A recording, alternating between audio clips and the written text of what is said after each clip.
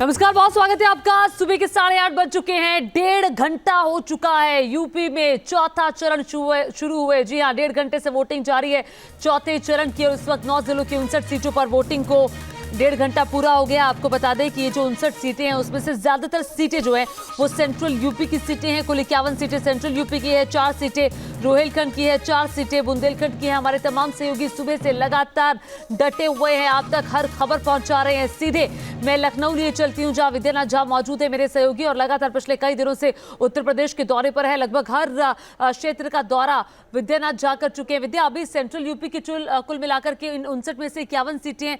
क्या माहौल है? लोग किन मुद्दों पर वोट डाल रहे हैं आज? ज्योति, लगभग हर क्षेत्र में जहां पर आज वोटिंग हो रही है वहां पर मैं घूम चुका हूं, लोगों से बात कर चुका हूं, अपनी रिपोर्ट लोगों तक पहुंचा चुका हूं।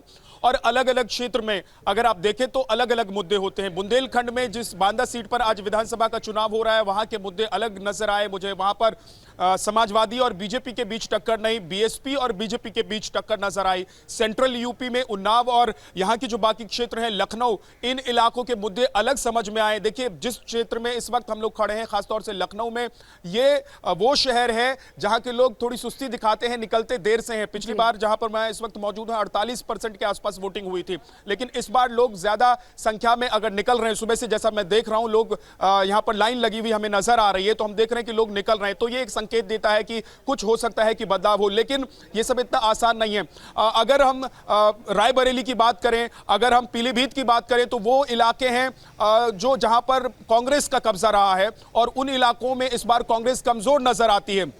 वहां पर बीजेपी और समाजवादी पार्टी के बीच टक्कर दिखाई देती है। तो कुल मिलाकर देखा जाए तो आज तमाम 59 सीटों पर जहां पर चुनाव हो रहे हैं, ये अलग अलग मुद्दे नजर आएंगे आपको, अलग अलग तरीके से वोटिंग का पैटर्न आपको नजर आएगा। और न सिर्फ बीजेपी और समाजवादी पार्टी के बीच टक्कर आपको नजर आएगी जैसा कि दिख रहा है या फिर दिखाया जा रहा है, बल्कि आपको बीएसपी इस पूरे चुनाव में आज के दौर में सीधे तौर पर चुनौती पार्टियों को देती हुई नजर आ रही। यानी कि बीएसपी, समाजवादी पार्टी और बीजेपी, तीनों ही पार्टियां जो थी आज के दौर में बहुत खास है। इन तीनों पार्टियों के लिए अपने अपने गढ़ में या तो सीटें वापस हासिल करनी है, या फिर बीजेपी जैसी पार्टी जिसके पास 51 सीटें हैं, उन सीटों को बचाने की बड़ी चुनौती है। लखनऊ वो शहर है जो थोड़ा देर से जागता है, वैसे भी नवाबों का शहर कहा जाता है, और यहां के लोग जो हैं उनके मिजाज में ये नवाबी दिखाई भी पड़ती है।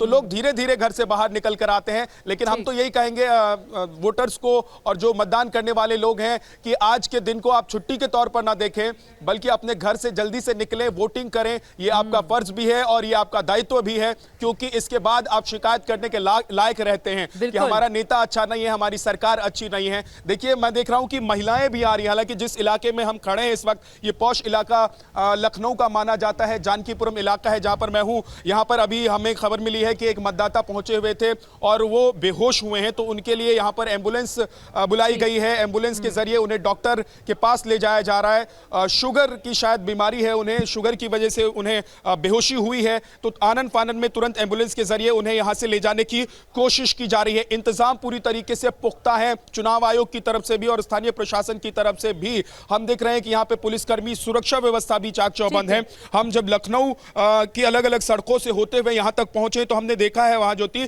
कि सुरक्षा व्यवस्था इस बार बहुत कड़ी नजर आ रही है। अमूमन मैं बंगाल में भी चुनाव में रहा हूं, हाल फिलहाल की अगर बात कर ले बिहार में भी चुनाव में रहा हूं, तो इस बार उत्तर प्रदेश में घूमते हुए मुझे यह समझ में आया, यह नजर आया कि उत्तर प्रदेश में चाहे वो सेंसिटिव इलाके हो या फिर ना हो, सुरक्षा व्यवस्था काफी चाक चौबंद है, क्योंकि यहां का चुनाव, उत्तर प्रदेश का चुनाव एक ऐसा चुनाव है जिसमें कहां कब क्या हो जाए कहा नहीं जा सकता। ज्योति,